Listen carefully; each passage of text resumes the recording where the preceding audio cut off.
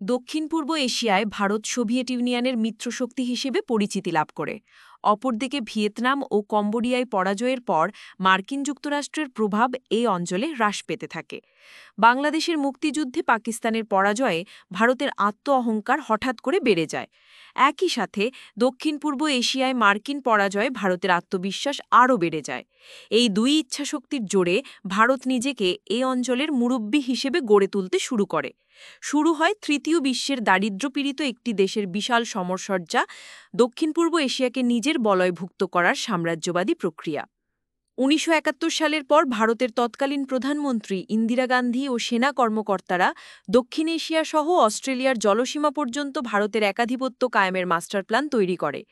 Soviet union সহ পাশ্চাত্যের কয়েকটি দেশ এই মাস্টার প্ল্যান বাস্তবায়নে ভারতকে সকল প্রকার সহযোগিতা দিতে শুরু করে। বিপুল পরিমাণ বৈদেশিক মুদ্রা অপচয় করে ভারত অত্যাধুনিক অস্ত্রে নিজেকে সজ্জিত করতে থাকে। এই মাস্টার প্ল্যানের চূড়ান্ত বাস্তবায়নের জন্য তার প্রয়োজন হয় রাজনৈতিক সমর্থনের। এই লক্ষ্যে প্রতিবেশী দেশগুলোর ওপর স্নায়বিক চাপ প্রয়োগের নীতি গ্রহণ করে ভারত।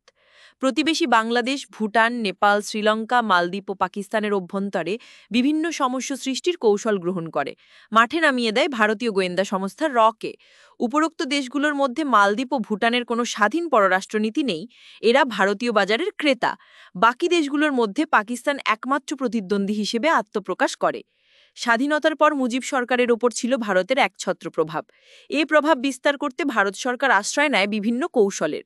শেখ মুজিব তার স্বাধীনচেতা ব্যক্তিত্বের জন্য ভারতের এ ধরনের নাক গলানো নীতিতে প্রায়শই বিরক্ত হতেন। ভারতের গোয়েন্দা সংস্থা এ কারণে শেখ মুজিবকে পুরোপুরি বিশ্বাস করত না। শেখ মুজিবকে জনগণ থেকে বিচ্ছিন্ন করার কাজে উঠে পড়ে লাগে। মুজিব মন্ত্রিসভায় কয়েকজন এ সময় এর পক্ষে কাজ করত। অতঃপর ৭৫-এর ১৫ আগস্ট শেখ মুজিবকে হত্যা করা হয়। এই অবস্থায় খানিকটা দিশাহারা হয়ে পড়ল। ৭৫ সালের ৩রা নভেম্বর আবার তারা বাংলাদেশে নিয়ন্ত্রণ প্রতিষ্ঠার দ্বারপ্রান্তে উপনীত হয়।